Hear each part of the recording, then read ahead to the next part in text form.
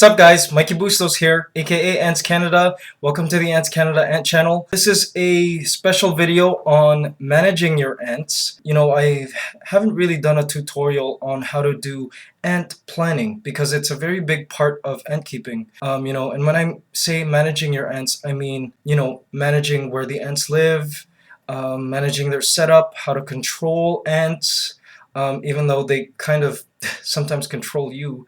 You have to manage escapes.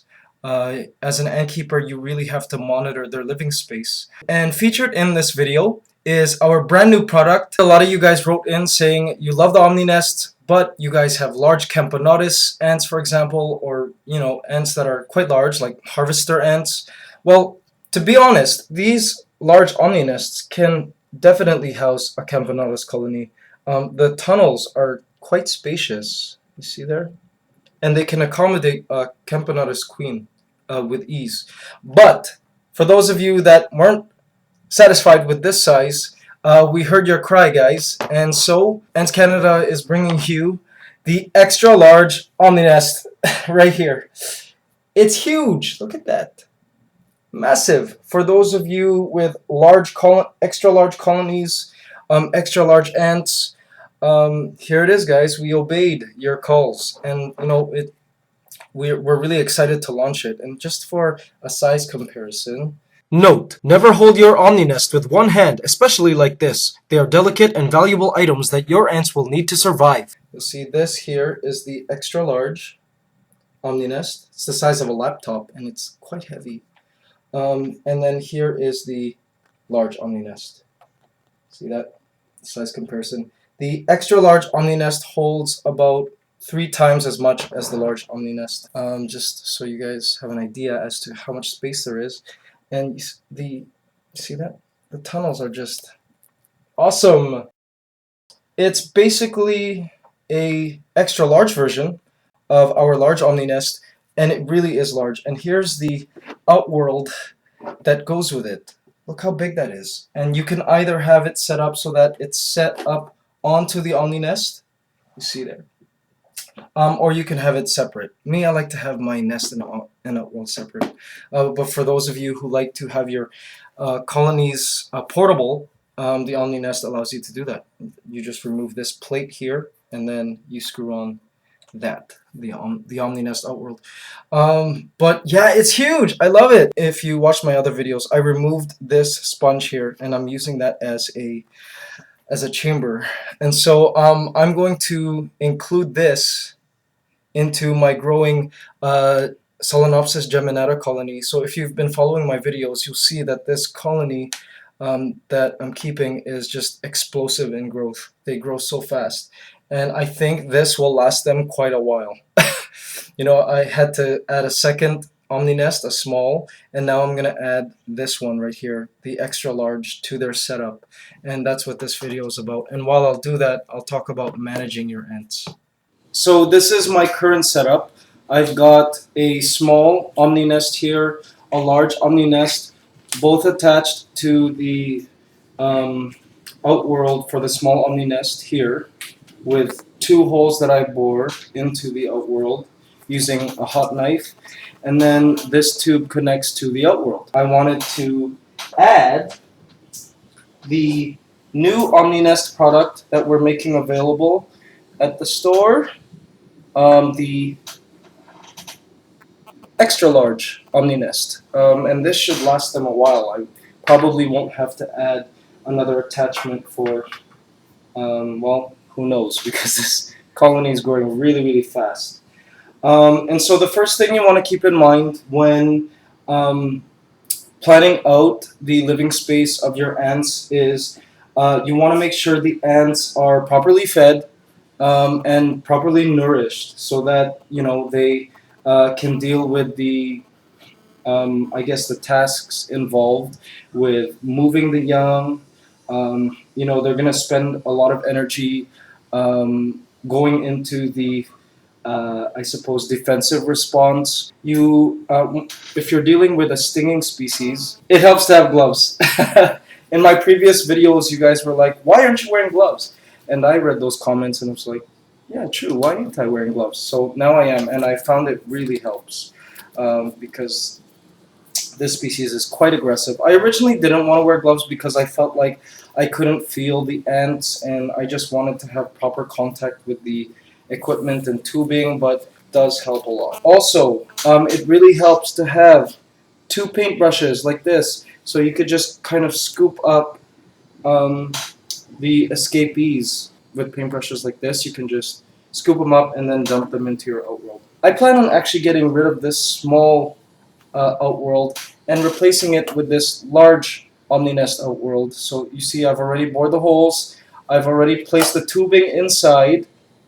I find it's easier to instate tubing to tubing as opposed to tubing to a hole.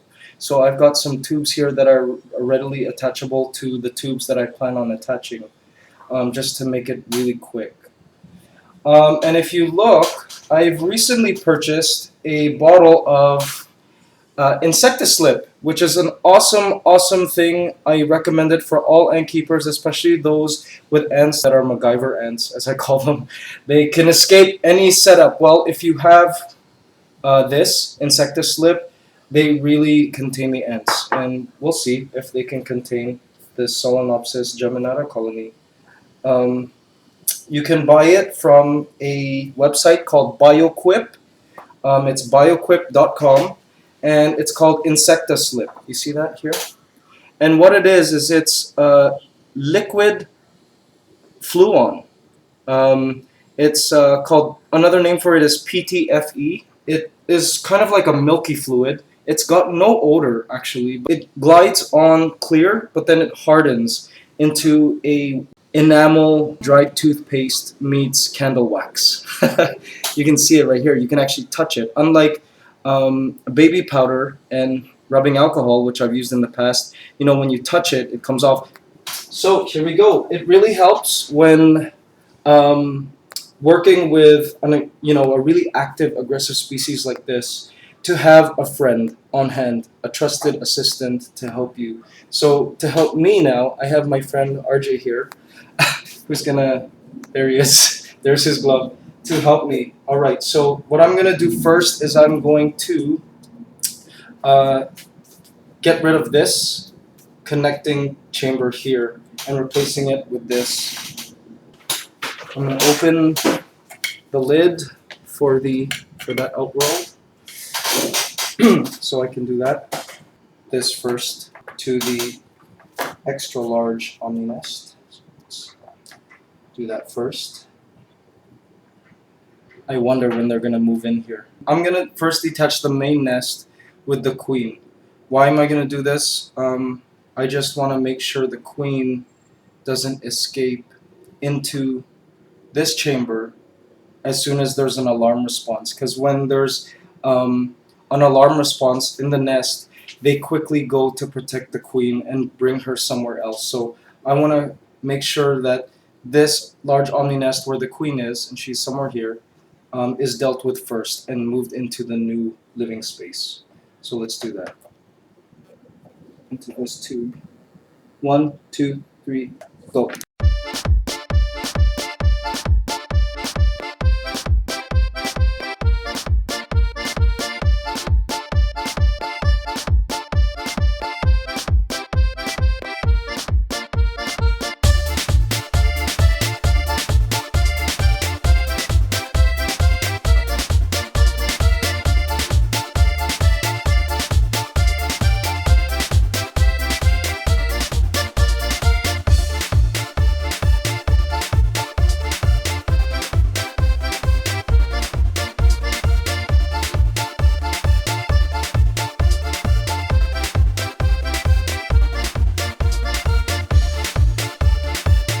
Alright guys, I'm going to continue cleaning up here, and hope you guys enjoy the rest of this video.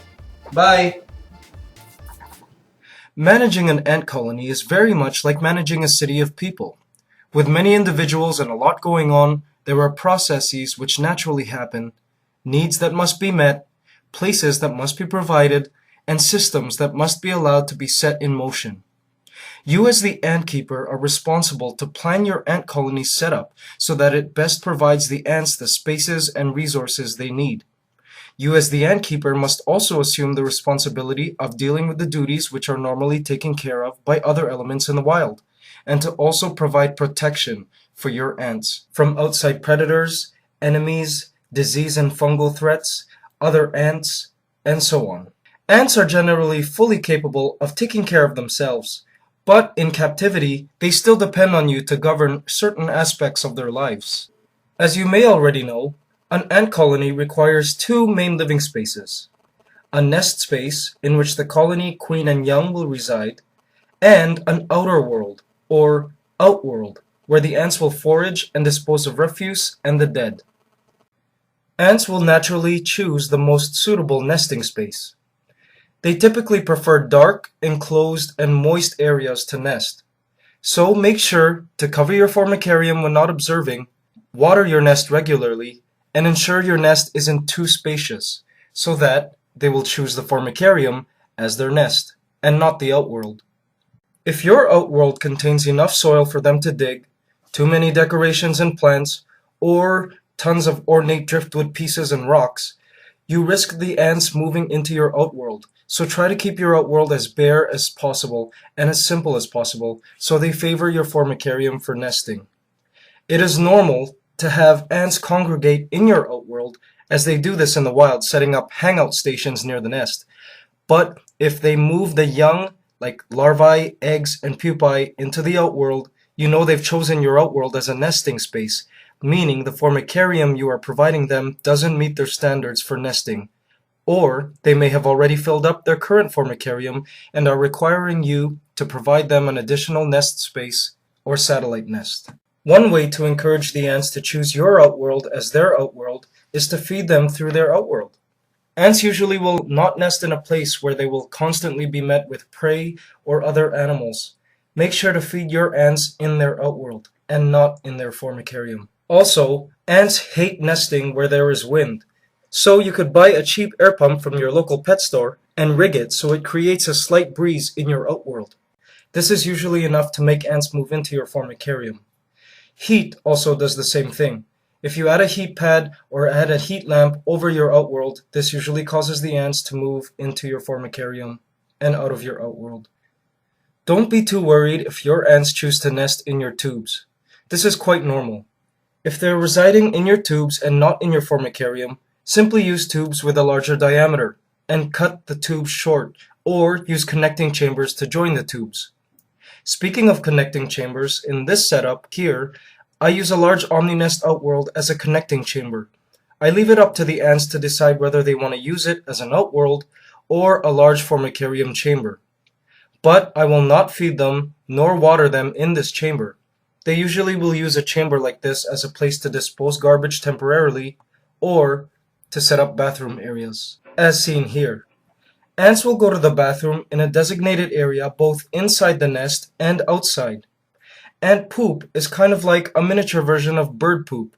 It usually consists of a white, beige, or brown section with tiny solid parts in it and dries up to look like flecks of paint. Eventually, it means all outworlds and formicariums must be changed eventually. In the wild, microbes and the elements clean this up. In captivity, however, it's your job as the ant keeper to make sure these bathroom areas are dealt with at least once every year or every 2 years by replacing soiled outworlds with new outworlds and soiled formicariums with clean formicariums.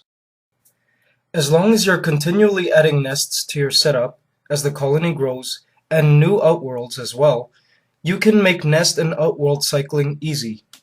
To detach an old, very soiled outworld from your setup, place it furthest away in your network from any formicarium. That is to say, set it up so that it is at the end of your ant setup, only attached to a link of one or more outworlds, and far away from the closest formicarium. Stop providing food and water in this outworld, and once there are minimal workers foraging there, you can detach the outworld, close the hole, and place some test tubes with water inside for a few days to collect the stragglers. You can then proceed to wash the outworld well for introduction to your colony later on. It's important to always monitor your ant setup.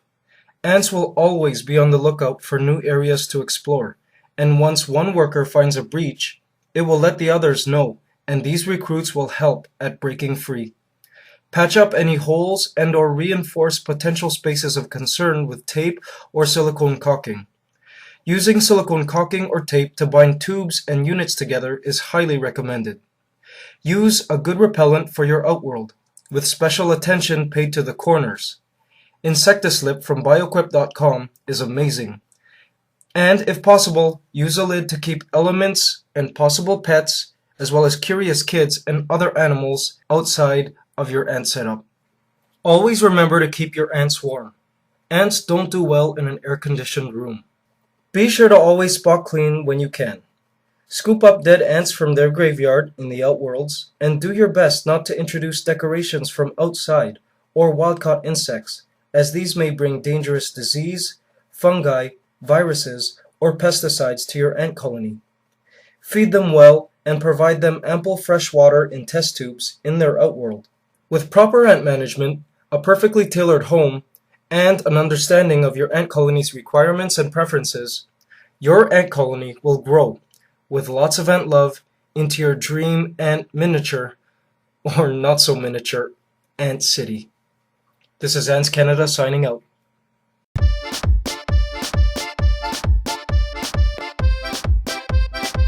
What's up, guys? In case you guys haven't heard yet, we're having this huge contest at AntsCanada.com, and we're giving away 2 free Omni nests as well as 8 free ant keeping handbooks. So be sure to join this contest. It's to celebrate 5,000 subscribers here on the AntsCanada Ant channel, and it's our way of thanking you guys. So to join the contest, watch this video here, or be sure to click on the link provided in the info section of this video. Good luck to all, and the contest ends at the end of this month. Take care. Bye.